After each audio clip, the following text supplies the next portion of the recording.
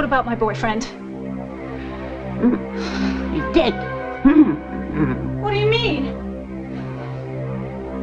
I didn't know. I killed him.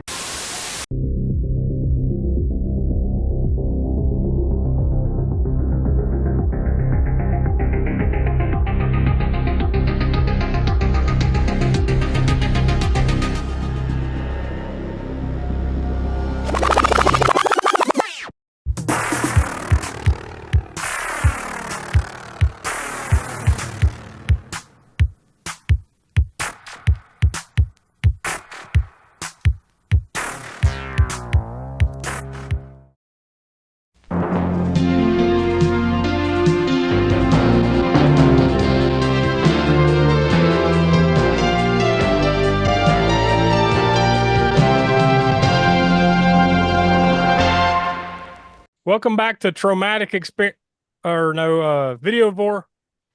One of them. It's one or the other, because they're intertwined here this month. Because about a year ago, I think it was, Smoke. We put a bullet in Traumatic Experience's head. Yeah, I think it was that pet. Whatever was the name of that episode that did it? Oh God, the one about the. Yeah, it was basically an instructional video on Tails. Yeah, doggy tails. Doggy tail. Yeah. Good Lord. How could I ever forget? That's the one that killed it. It only lasted about maybe 3 or 4 episodes, and we're like, that's it. Doggy Tails did it. Yes, that's one instance where the wheel we had a traumatic experience wheel with all the Troma things on there. That's not what you want to do with Troma, though, because you will quickly find that the majority, unfortunately, and this is for people. All of us are pretty much kind of Troma, fans of some degree, right? At least. So even for fans of Troma, you could say that most of their output percentage is pretty terrible, right? Yeah, and that made it even worse. And it also made it hard on some of it would land on it, and we couldn't find the movie. Because there's a lot of that's it. Like, good luck, There was a few like that. So yeah, we ended that, but what we ended up doing was we married the 2 series together.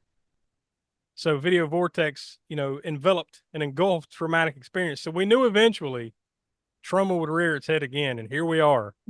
And this month we're talking about The House on Tombstone Hill, aka Dead Dudes in the House.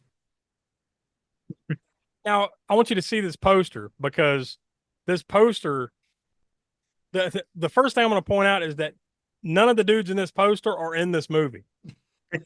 None of them are in this movie. Like, I think Tiana, when I pointed it out to y'all, it was like you pointed out House Party or something, right? Yes. And that's exactly what they were trying to. Yeah, that's what they were trying to clearly make it look like.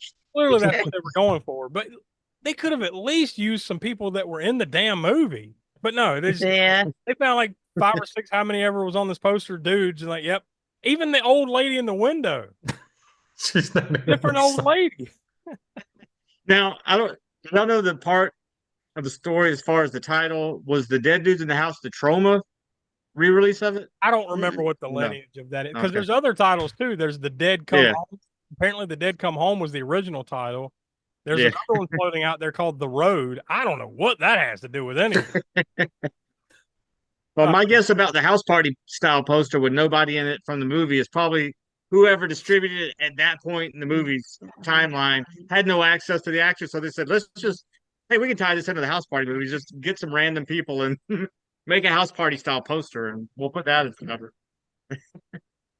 Yeah, I mean, this thing actually, with everything that we've said, all this setup, I felt that it honestly wasn't that bad, other than the fact that, like, you could have made this about 45 minutes long. And and get in and get out, because, like, that's apparently what they couldn't do. They got in the damn house and they couldn't get out of it, and that's most of the movie, right? Yeah. If you cut out all the scenes of them trying to open a door or a window, you'd probably have about a 5 or 10 minute movie, maybe. Oh yeah. It'd be doggy tails. It'd be doggy tails length. It'd be like 25, 30 minutes, and like, what the hell was that movie? It was just an instructional video on how not to get out of a house. I mean, really, we don't do spoilers on the Vortex, but like, there's not much of a story here. Like, apparently at some point in the past, some old lady went on a murderous rampage and then she died. So I guess she haunts this house. Meanwhile, this group of 20-somethings buy this house. They instantly come along and they kick over a tombstone and break it. So I guess that reawakens her spirit. And then they're all locked in the house and they're all being picked off one by one. Yeah. And there's no more explanation than everything I've just given you, right, Donnie? Like that's the explanation of it right there. Yeah. There's no reason that this is happening. There's no end game. Usually there's at least something in a story where like it's leading to something, but this leads to nothing. It's just reason for people to die. But I say all that to say like this actually could have been way worse than I'm describing.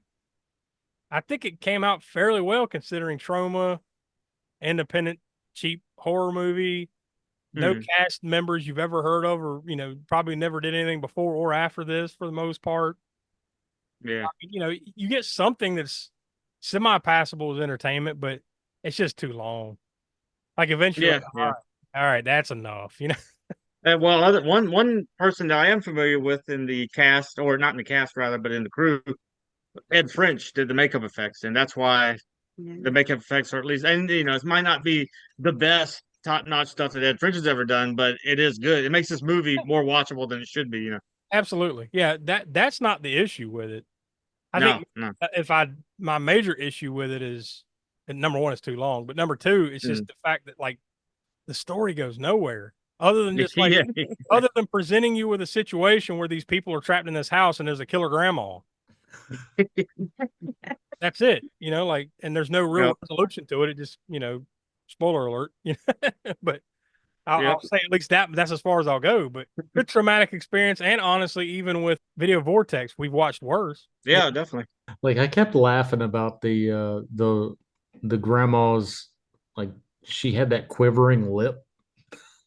Oh my god. By the way, I didn't bother like looking at the cast too much because it wasn't anyone recognized. Was that a guy? The grandma? Yeah. Oh, yeah, definitely. Well, I didn't look at the cast either, but I'm pretty certain. Almost, well, yeah. Like a guy in like old woman's makeup? Yeah.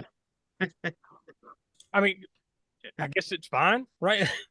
I guess maybe they couldn't get a proper old woman to do the action parts. Yeah. They just got a dude and dressed him up. Yeah, and I don't know if maybe they just thought, because I mean, you could say, hey, we could take a woman and dress her up and make her old age or whatever, but maybe it was for the humor aspect of it being, although maybe that's not I funny. took a look and it was a guy, was it Douglas Gibson? I guess he would kind of go on to do some other things. It looks like he was in the Blacklist for an episode. I think I was in an episode of Blacklist or something. I think everybody was in probably. It's just one of those type of series. Like CSI or Law and Order or something. I think I'm probably blacklisted. No, yeah. We all might be after the airing of this episode on YouTube. Yeah, I mean, like we didn't discuss it. We usually do beforehand, like a Vortex rating. We didn't discuss it beforehand. So what are y'all thinking? Like the floor is what I was going to say Terminal Force, but no, it's Amityville: A New Generation. Oh, God, that got a star and a quarter. It's way better than that. Yeah. Oh yeah, definitely. Just the gore effects alone push it way above that movie. Yeah, well, actually, just them opening doors endlessly pushes it above. Them like throwing their furniture into the window and not breaking the window better than. I'd say it's easily better than Terminal Force or Night Hunter. Yeah. Or I wouldn't know about that Terminal Force. It was better than the Terminal Force I watched, I guess. Yeah. I'd say it's better than those. I mean, I'll say it's not great, but it's probably better than Warhead or something like that. So I say, just on our scale, I say 4 stars.